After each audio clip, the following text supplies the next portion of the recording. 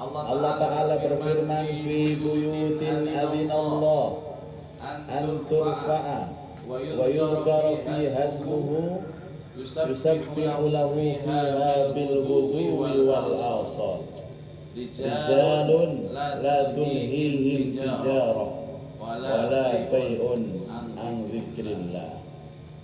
Surat An-Nur ayat 36 sampai dengan 37. Fi buyutin, di dalam rumah-rumah Allah. Nama rumah Allah? Masjid.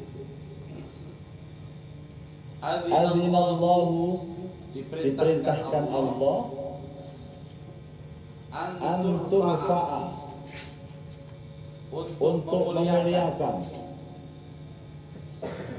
Jadi masjid ini statusnya rumah Allah, maka kewajiban kita adalah memuliakan. Wa yudhkara, dan menyebut nama Allah.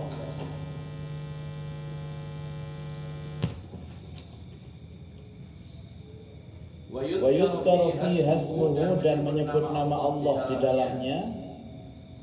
Yusabbihu lahu, bertasbih fiha, di dalam masjid bil ghudwi wal asal, baik waktu pagi maupun waktu sore atau waktu petang.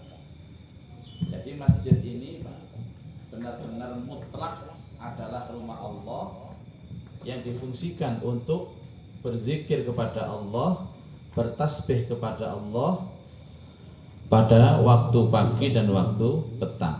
Jadi tidak ada aktivitas lain di masjid kecuali zikir. Hati-hati ya. Tidak ada aktivitas lain kecuali zikir. Itu untuk memuliakan masjid. Baik zikir tasbih, tahmid, takbir, tahlil maupun zikir membaca Quran. Kalau terpaksa ada aktivitas lain, itu harus menyesuaikan. Seperti ini ada aktivitas minum kopi. Jadi minum kopi ini kan bukan sekedar minum kopi, tapi minum kopi yang mengiringi ngaji. Dan ngaji ini zikir Bapak Ibu. Jadi ngaji ini bagian dari zikir. Tapi nek sampean tujuannya nang masjid mek ngopi tok, ini mboten kantuk sampean. Karena tidak ada hubungan dengan zikir. Ayo cak janjian nanti ketemu masjid Buri kalau Alijro apa ngopi. Tak kawan kopi teko omah. Itu tidak boleh, apalagi nggawa sak kompor-kompore pisan, sak LPG-ne pisan. Kecuali ada hubungan dengan masjid. Nanti ada hadis yang mencela, Rasulullah Shallallahu Alaihi Wasallam mencela orang itu yang berbisnis di masjid. Makanya ada orang itu milih simpelnya, kalau janjian negosiasi bisnis nanti cak nama cetai enak, sampai kelesetan. Itu oleh malaikat didoakan, semoga Allah menggagalkan bisnismu, semoga Allah tidak menguntungkan bisnismu. Hati-hati Bapak Ibu. Kecuali bisnis yang semua keuntungannya masuk masjid, itu boleh di masjid. Tapi kalau bisnis untuk dirinya sendiri, itu la arbahallahu ala tijaratik, semoga Allah tidak menguntungkan daganganmu. Itu sudah keluar dari tujuan orang ke masjid. Jadi murni masjid itu tempat zikir.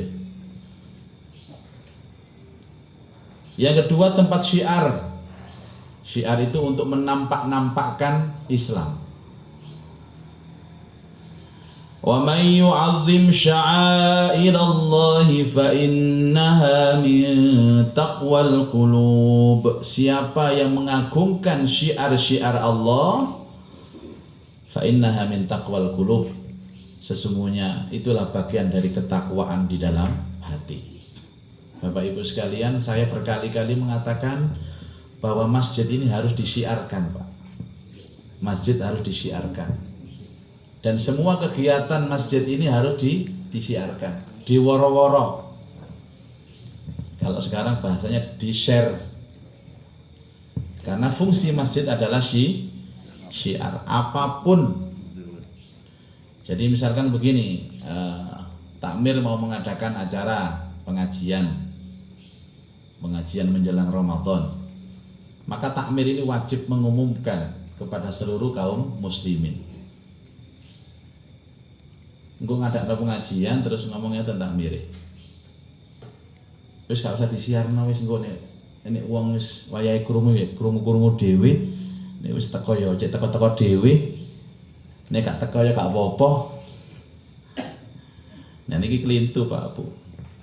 Karena sekali lagi apapun yang bentuknya masjid wajib disiarkan. Masjid bangun wajib disiarkan. Ya, nopo mawon yang urusan masjid wajib disiarkan, dan mensiarkan masjid itu bagian dari takwal qulub, bentuk ketakwaan hati.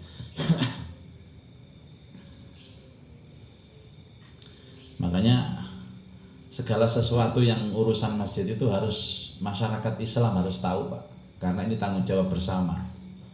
Takmir ini kan hanya yang mengurusi, yang bertanggung jawab, tapi ini tanggung jawab kita bersama. Kalau ada masjidnya sepi, ya kita semua mendapat dosa, karena ini syiar Allah.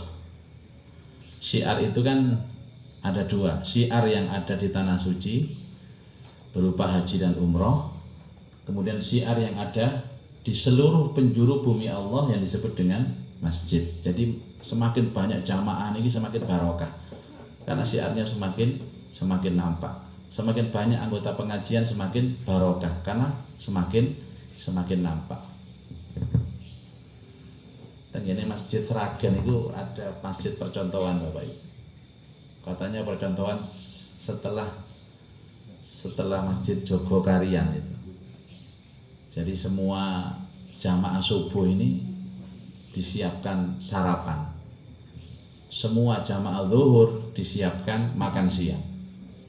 Semua jamaah maghrib disiapkan makan malam. Tidak dibatasi. Jadi memang orang-orang datang ke masjid itu senang Pak, walaupun niatnya ndolek panganan. Ya enggak apa-apa itu kan. Masalah mereka niatnya apa urusan mereka, tapi masjid wajib mensiarkan, masjid menservis. Kalau ada orang sandal hilang di masjid itu, maka takmir akan mengganti sandal itu. Harga sandal itu berapa? Misalnya 50.000 ya 50.000. Ini anak sepeda motor hilang, takmir yang mengganti ya, sesuai dengan harga itu. Terus kalau ada mobil hilang ya kira-kira ya takmir yang ngelironi. Ini katanya, saya belum pernah cek ke sana. Kalau Jogokarian pernah. Dan saldo itu selalu nol Bapak Ibu. Saldo selalu nol. Kenapa nol? Karena terpakai. Jadi katanya kalau saldo itu nol itu baik Bapak Ibu. Nah saldo nol itu ada dua kemungkinan Bapak Ibu. Yang pertama, wake duwe tapi kegiatannya akeh, entek kabeh. Yang kedua, ndak ono sing nyumbang. Alhamdulillah Pak, saldo masjid kita ini nol terus. Apa banyak kegiatan? Ndak ada kegiatan. Cuman apa jamaah yang medit-medit. Nah ini jenenge musibah Bapak Ibu. Saya dulu diundang peresmian masjid di Kalimantan Timur Pak. Jadi di kantor kejaksaan itu awalnya kepala kejaksaan tingginya adalah non muslim, kemudian muslim itu kawan saya. Terus dia tanya, Ustadz, apa yang saya lakukan? Saya mumpung jadi pejabat ini, jadi kepolo ini. Terus saya tanya, di kantor mau masjid apa enggak? Tidak ada Ustadz, ada musola kecil, bongkar tadi masjid. Selama ini Jumatannya karyawan muslim di mana? Di luar, bongkar tadi masjid. Gitu ya, iya. Duit akeh Pak. Tidak lama, bongkar musola, akhirnya jadi masjid. Datanglah saya diundang untuk meresmikan itu dan mengadakan sholat Jumat perdana. Hari Jumat saya Selasa datang, karena ada gladi resik segala macam. Terus dia berpikir, kan masjidnya itu kantor Pak, dan agak masuk. Terus dia tanya, Ustaz, nanti kalau tidak ada yang sholat Jumat di sini gimana Ustaz? Tidak, jumlah karyawan ini berapa? Ya yang muslim ya sekitar ada 30-an lah. Ya sudah cukup lah. Kita pakai mazhab Maliki yang 12 orang sudah bisa Jumatan. Kalau Syafi'i kan 40 ke atas Pak. Dan kita Ahlussunnah wal Jamaah ini 4 mazhab loh, boleh loh. Gak kena Syafi'i, kena Imam Maliki. Gak kena Maliki, Imam Hambali. Gak kena Imam Hambali, Hanafi. Yang penting ngocok sampai Imam Samudra loh ya.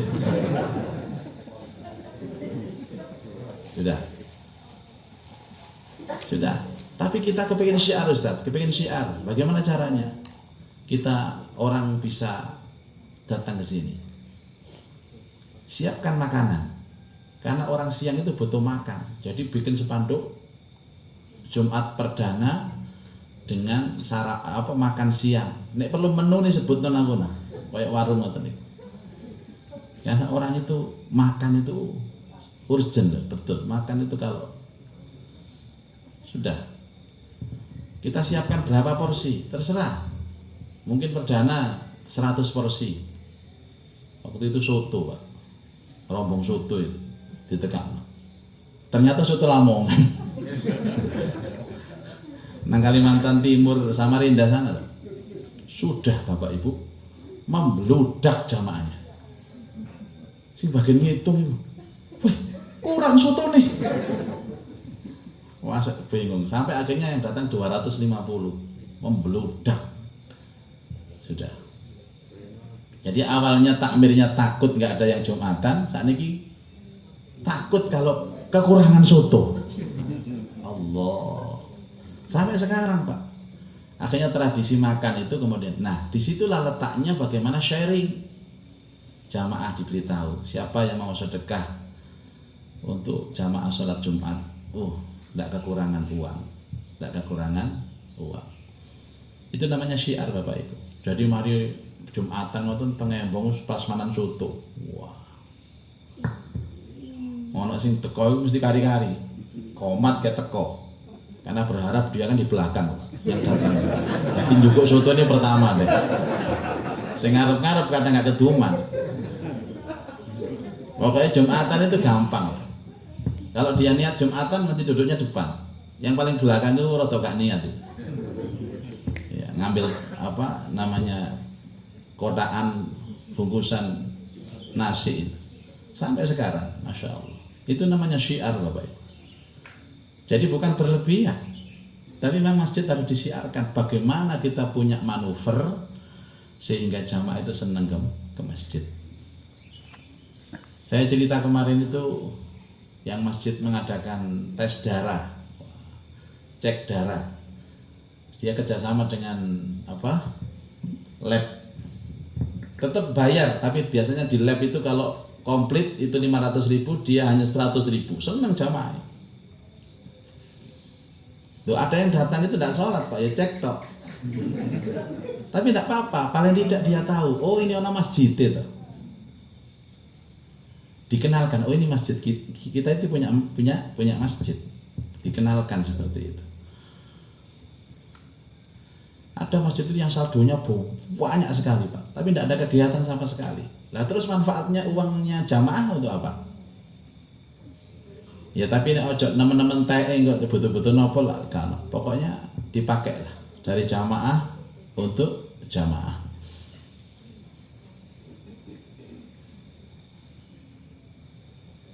Dulu di Pondok Chandra itu ada perusahaan Bapak Ibu. Perusahaan terus mengundang pengajian duha. Karena duha sehingga saya disuruh nunggu jam 9 mulai sampai jam 11. Pak Ustadz, mumpung di sini nanti tolong sekalian duhuran di sini ya. Kita punya musola biar Ustadz ngimami biar dapat barokah. Oh iya Pak, saya tunggu. Jam 11, setengah 12 duhur saya lihat, jamaahnya sudah penuh. Sak musola gini musolanya. Sudah zikir, ono sing zikir macam-macam. Ono sing la ilaha illallah, ono sing alhamdulillah, ono sing ketemu innalillah. Lah apa kok sampai zikir innalillah.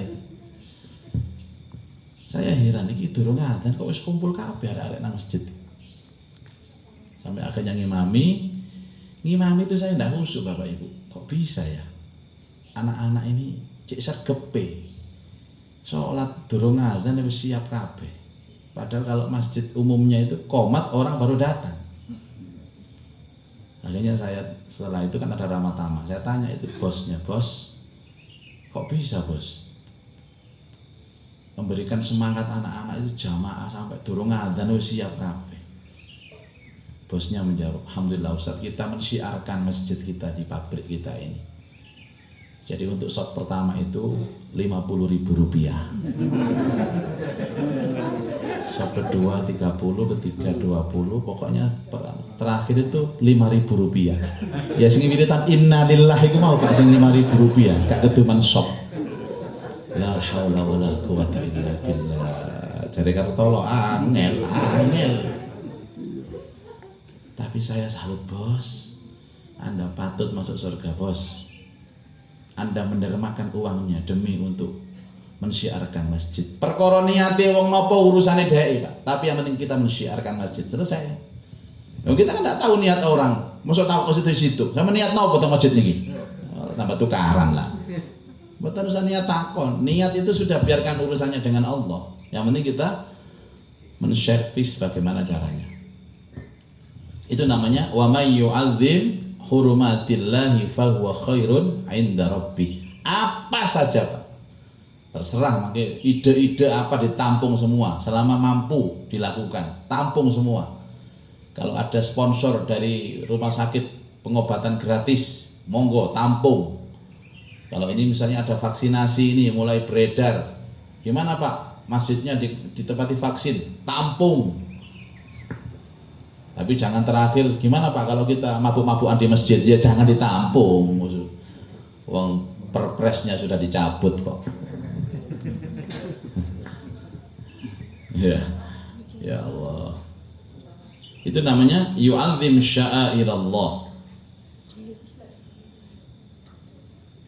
Rasulullah sallallahu alaihi wasallam, hadis yang diriwayatkan Imam Muslim, beliau bersabda, "Innama buniyatil masajida lima buniyat lahu." Sesungguhnya dibangunnya masjid-masjid itu karena fungsinya.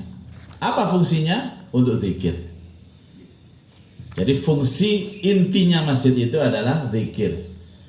Bapak Ibu sholat itu nggih zikir loh Pak.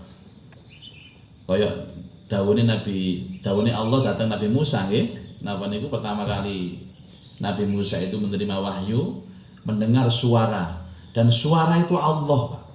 Jadi kalau Bapak bertanya kepada saya, siapa yang pernah mendengar suara Allah secara langsung? Jawabannya Musa. Tapi siapa yang melihat Allah secara langsung? Itu Rasulullah Muhammad sallallahu alaihi wasallam. Ulama sepakat peristiwa Isra Mi'raj ketika dari Masjidil Haram ke Masjidil Aqsa, dari Masjidil Aqsa naik langit pertama, kedua sampai ketujuh, itu ada Sidratil Muntaha. Masih lanjut Pak, itu malaikat Jibril tidak bisa masuk. Namanya Baitul Ma'mur. Semua sepakat, termasuk ada Sirah Nabawi, pendapatnya Ibnu Taimiyah, bahwa Rasulullah sallallahu alaihi wasallam memandang Allah itu secara langsung. Cuman Rasulullah tidak pernah bercerita kepada sahabat tentang bagaimana zatnya Allah itu. Tapi beliau menyatakan memandang secara langsung. Kalau Nabi Musa hanya mendengar suaranya Allah. Di mana? Di bukit, namanya Bukit Tua. Idhab, apa namanya? Hal ataka hadisu Musa idnadahu rabbuhu bil wadil muqaddasi Tua. Bukit namanya Tua. Berarti ana sing bukit enom ya. Tua pakai to, Tua. Bahkan Nabi Musa oleh suara itu disuruh untuk melepas sandalnya. Ya Musa, fakhla' na'laik innaka bil wadil muqaddasi Tua. Wahai Musa, lepaskan dua sandalmu itu, karena engkau akan masuk di bukit yang disucikan namanya Bukit Tua. Jadi istilah masuk ke yang disucikan harus nyoplok sandal niku kebiyen pun nanten. Kayak teng masjid nyoplok sandal. Nggih. Di Bukit Tua itu lepas sandal. Dan di sanalah Allah Ta'ala mengatakan innani anallah la ilaha illa ana fa'budni wa aqimis sholaka lidzikri. Aku adalah Allah Musa. Innani anallah la ilaha illa ana, tidak ada Tuhan kecuali aku. Fa'budni, maka sembahlah aku. Wa aqimis sholata lidzikri, dan tunaikan sholat untuk zikir kepadaku. Sholat itu zikir, makanya zikirnya itu sholat. Di mana tua itu di lereng, di kaki Bukit Turusina, Bapak Ibu. Saya pernah ke sana, Pak. Masya Allah. Jadi, Masya Allah Bapak Ibu. Sama nabung nggih, monggo, sama nabung. Pinten sedinten Ustaz? Sedinten 2000 wae. Sedinten nabung 2000 nggih, monggo. Mungkin 10 tahun berangkat kali kula. Sarate ojo dijupuk tabungane. Lah usah nabung-nabung ngoten niku, nabung tengah-tengah butuh duit, tak seline dhisik. Dhisik gak dibalekno, ya gak budal-budal sampe. Kula pun nabung sajane Ustaz, kula niki pun nabung. Tapi wingi niku butuh duit ae. Niki kula jupuk tabungane. Itu ada Bukit Tua Bapak Ibu di situ. Dan Nabi Musa itu meninggalkan istrinya. Dia bilang kepada istrinya, "Dek, ada api dan cahaya di sana. Kok hatiku kepingin ke sana ya? Tunggu di sini." Jadi Nabi Musa itu gak ngejak bojone, Pak, waktu bertemu Allah itu. Karena bojo itu ruwet. Urusan-urusan Allah itu bojo itu ono yang gandoli ono. Itu bukti loh Nabi Musa gak ngejak bojone loh. Tinggal aja. Sampai di sana bawa tongkat. Nabi Musa itu kan memang tradisinya bawa tongkat. Tongkat Nabi Musa itu tongkat biasa Bapak Ibu. Untuk apa? Untuk mencari jalan. Kan bebatuan di sana. Jadi untuk milah-milah batu gitu. Dilihat ada api, disitulah Allah Ta'ala berfirman kepada Musa tentang sholat itu zikir. Setelah itu balik lagi Bapak Ibu. Istrinya diberitahu, "Dek, aku barusan ketemu Allah dan aku diangkat menjadi nabi dan rasul." Jadi bojone, "Loh, berarti bojo iki nabi ya?" Tapi ketika menikah dengan Nabi Musa, enggak tahu kalau itu nabi. Ruh nabi rebutan. Kayak kula biyen lho. Durung dadi apa-apa iku gak ono sing ngarep. Sik napa polos ngoten niku gak ono sing ngarep. Sakniki akeh sing ngarep saiki. Wis dhewe bojo akeh sing njaluk ae. Jarene ati, gak biyen-biyen sih nek. Niki setengah curhat Bapak Ibu. Ya Allah. Makanya Masjidil Haram, Masjidil Nabawi berlomba-lomba untuk memperbaiki Bapak Ibu. Kudu apik masjid iki wancane, Pak. Jadi jangan ada niki enten masjid jenenge niku niki lak enten Al-Hijrah. Ada filosofinya bahwa dulu kita begini hijrah ke sini. Baiti jannati, rumahku surgaku. Ada filosofinya. Babul jannah, pintu surga. Sapa sing mlebu kene surga, ngoten lho, Pak. Niki enten Pak, masjid iki jenenge Masjid Lillahi Ta'ala. Oh, bos rek. Lillahi Ta'ala itu bagus, Pak. Tapi jadi jenenge masjid gak cocok.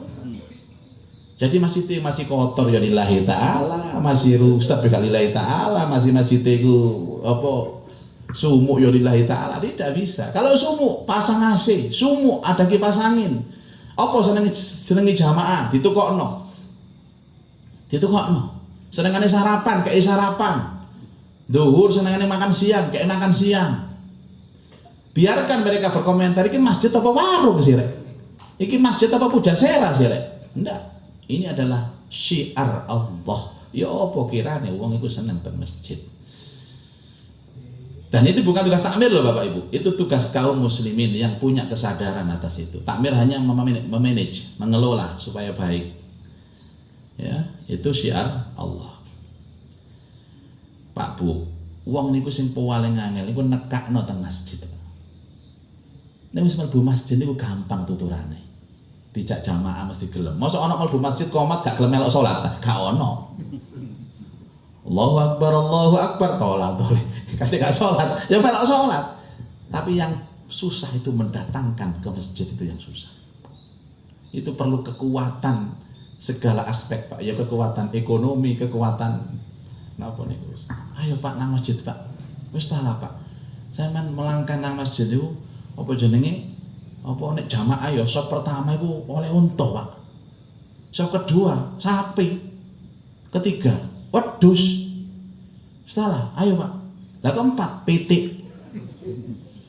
Kelima ndoke pitik. Tiyang niku nek pun yakin Bapak Ibu, nek pun iman, dikandani ngoten tok niku budal. Tapi nek gak iman mesti takok, endi pitike? Ngono. Dek itu melihat kasat mata ganjaran niku nek gak pitike dicancang ngarepe masjid, ndak percaya. Lah awak dhewe jagane sing gak iman ngoten lho. Nek sing imane gak ana pitike ngoten. Endi sapine, endi wedhuse?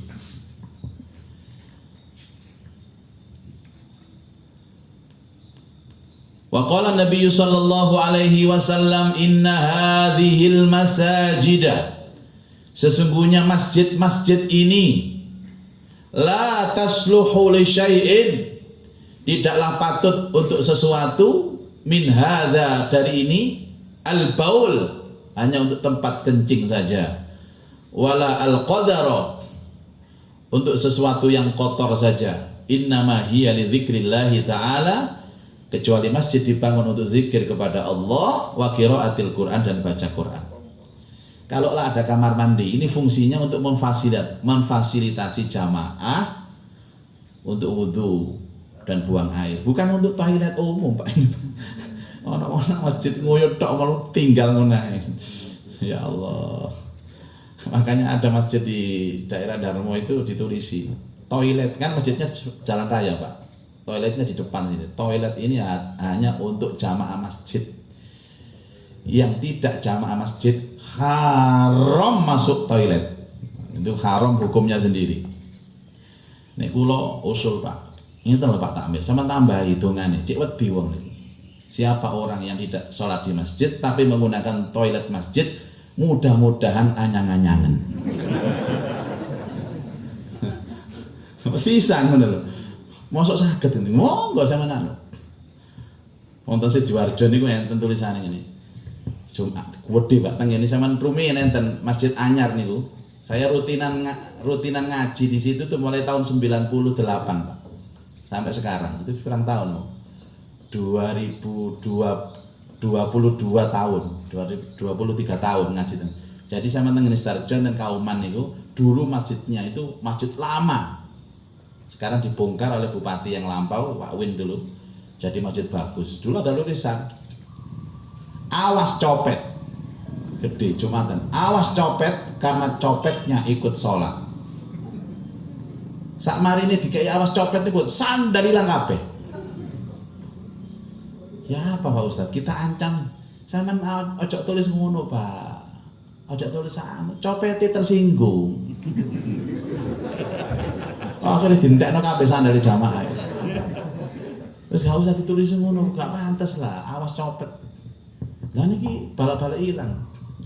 Karena copetnya ikut sholat dan ngono. Nah, akhirnya copetnya ya diragu arek iki. Nah niki tulisannya didukno. Wah, jangan Pak, sudah. Ya hati-hati dengan barang bawaan Anda, kan enak. Awas copetnya ikut sholat. Ya nek perlu foto dicopet sama tampil no pisan. Ya Allah. Makanya ada sebagian masjid Bapak Ibu punya pendapat, maaf ya, itu harus terpisah kamar mandinya. Karena masjid dibangun tidak untuk hal-hal kotor gitu. Tapi ada sebagian ulama ini boleh, karena itu urusannya untuk masjid. Makanya ada orang itu toiletnya jauh dari masjidnya, itu menggunakan pendapat itu. Kalau mriki kan lahannya terbatas, jadi ya wis gak apa-apa ngene ae. Masjidil Haram niku Pak, toilete menison ngeten.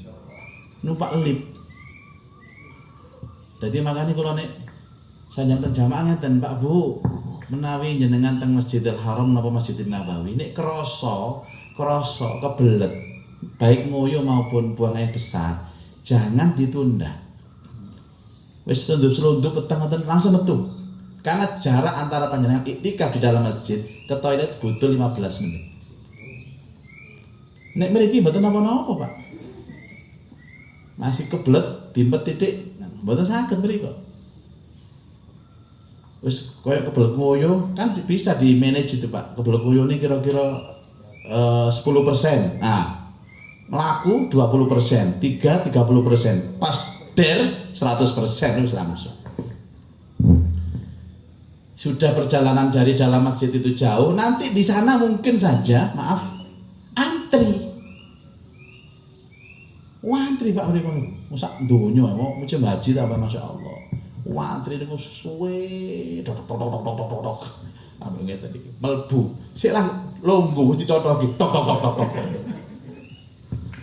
Makane wong haji nek gak kok sabar iku sakire ngamuk tok wae. Nah, ini sekarang bagaimana celaan Rasulullah Shallallahu Alaihi Wasallam terhadap orang yang mencari barang hilang di masjid. Masya Allah, Pak. Waman sami'ah, Nabi Shallallahu Alaihi Wasallam dawuh, waman sami'ah, siapa orang yang mendengar rojulan seseorang yang sudu mencari dholatan barang hilang fil masjidi di dalam masjid, kata Nabi, fal yakul, ucapkan kepadanya, la raddahallahu alaika, muga-muga barangmu gak ketemu.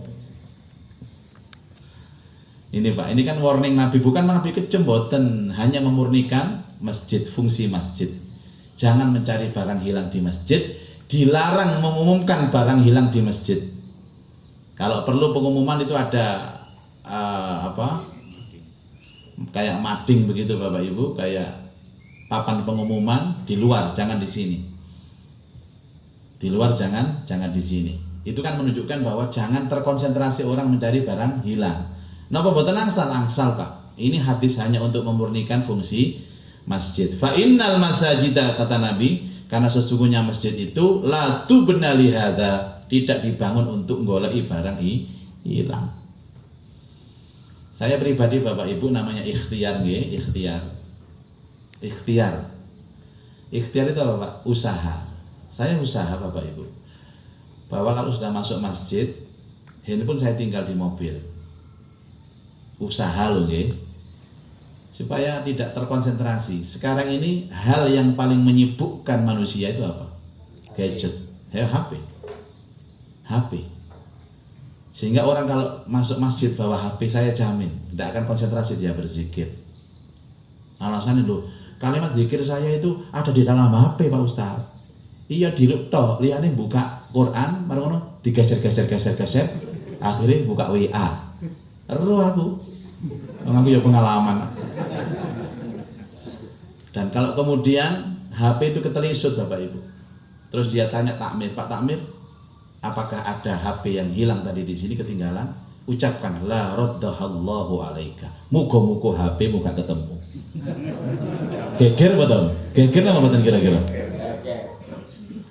Takmir kurang ajar takmir. Nah ini kan Nabi Bapak Ibu.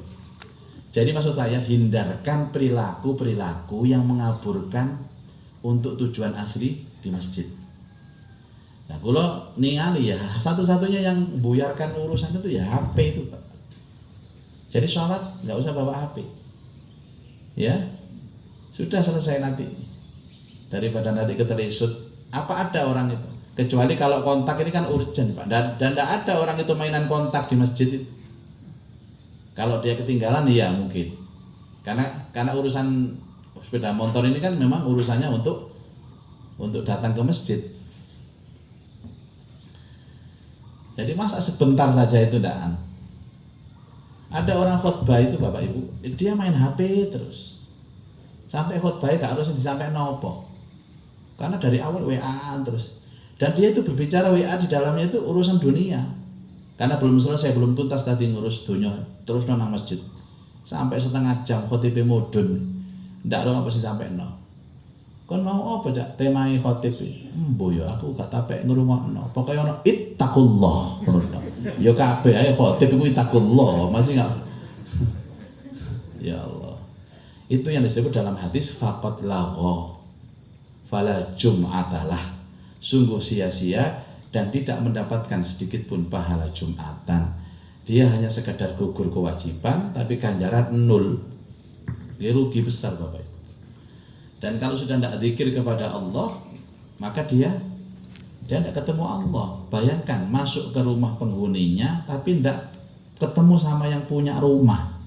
Gara-gara tidak konsentrasi. Kula niki ngeten Pak, enten daya teng griya. Mboten tiyang mriki tiyang wado. Tiyang Sememi tapi bagian kutub selatan mriku. Kan mriku enten jenenge Kampung Sememi ya. Baru masuk handphone dibuka. Terus tak delok ae. Jajan tak tokno, ngombe kula tokno, HP-an terus. Maaf Pak, ada perlu apa? Sebentar ya Ustaz ya, saya selesaikan dulu masalah saya. Lho kok ini namanya sapa kok nih? Kalau saya itu umpamanya diperbolehkan nyiram teh hangat nang raine Pak, tak siram ambek. Berhubung ini sama hadis semangkana yu'minu billah wal yaumil akhir falyukrim dhaifah. Kalau engkau mengaku iman kepada Allah dan akhirat, muliakan tamu. Terus akhirnya sampai dia itu begini, ngomong, mboten konsentrasi Pak, ngomong HP-an. Kula mawon ya Allah, muga-muga wong iki gak teko rene maneh rek. Kula ngusir ya gak pantes, tapi kula ndonga muga-muga gak mrene maneh wong iki. Iki jenenge ruwet ngeten iki. Ya, ndak ada gunanya. Terus saya tuh merasa tersinggung Bapak Ibu, walaupun ndak saya ekspresikan. Wis tak pendem ae. Lah iku aku nang Allah ya apa rek? Awak dhewe mlebu nang ngene masjid, wis jelas-jelas omahe Allah, pengen kepethuk Allah. Tapi aktivitas kita itu justru melalaikan diri kita dari Allah. Maka tidak salah kalau Nabi sampai mengatakan orang yang mencari barang hilang di masjid wis dongakno barangnya gak ketemu. Itu tujuan esensinya adalah memurnikan fungsi masjid. Satu hadis lagi Bapak Ibu. Idza ra'aitum, dari Abu Hurairah radhiyallahu an, apabila engkau melihat man orang yabi'u jualan, au yabta'u beli, jadi jual beli, fil masjidi di dalam masjid Pak. Fakulu, ucapkan kepadanya, la arbahallahu tijaratak, muga-muga daganganmu gak payu. Ini perintah Nabi.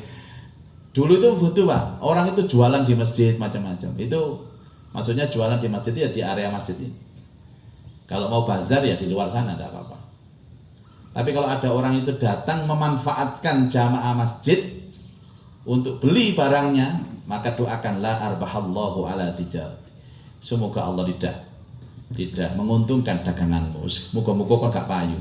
Fa idza ra'aitum, dan apabila engkau melihat man orang yang syudu mencari fihi di dalam masjid dolatan barang hilang, fakulu la raddallahu alaika. Mudah-mudahan Allah tidak mengembalikan barangmu. Hati-hati Bapak Ibu sekalian, ini etika kita yang ada di dalam masjid untuk memurnikan masjid. Saya kira ini mudah-mudahan manfaat untuk Rabu besok libur, karena saya ada tugas keluar 2 hari itu Pak, Rabu dan Kamis, 10 dan 11 apa ini, bulan apa nih? Maret, tanggal merah nih. Jadi besok ngaji Pak itu nanti, tapi nanti 10-11 tanggal merah itu di libur Bapak Ibu. Dulu waktu saya mengajar anak-anak santri itu kalau libur itu senang. Nggak tahu kalau jamaah hijrah. Jadi saya umumkan anak-anak sekalian, insya Allah minggu depan karena saya luar kota libur. Alhamdulillah. Oh, terus saya ngomong ngoten Pak, saya mburi. Yes. Tapi santri hal hijrah kan enggak begitu ya. Libur aduh rek. Gelo nek prei nggih. Nih, santri ini soalnya santri anyaran, nih santri lawas nggih, luwih nemen teko santri anyar. Mudah-mudahan kita semua mendapatkan ilmu yang manfaat. Kita tutup dengan doa Al-Fatihah. A'udzubillahi minasyaitonir rajim. Bismillahirrahmanirrahim. Iyyaka na'budu wa iyyaka nasta'in. A'udzu billahi minasyaitonir rajim. Bismillahirrahmanirrahim. Alhamdulillah rabbil alamin. Hamdan katsiran tayyiban mubarakan fihi ma yuhibbu rabbuna wa yardah. Hamdan yuwafi ni'amahu wa yukafi'u mazidah. Ya Rabbana lakal hamdu kama yanbaghi li jalali wajhika wa 'azimi sultanik. Allahumma shalli ala sayidina Muhammad wa alihi wa sahbihi ajma'in.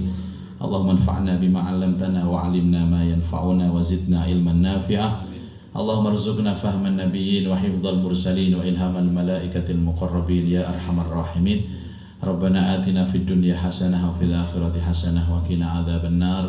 Wa sallallahu ala sayyidina Muhammad wa alihi wa sahbihi ajma'in walhamdulillahi rabbil alamin. Subhanakallahumma wa bihamdika asyhadu an la ilaha illa anta astaghfiruka wa atubu ilaik wal 'afwu minkum. Wassalamualaikum warahmatullahi wabarakatuh.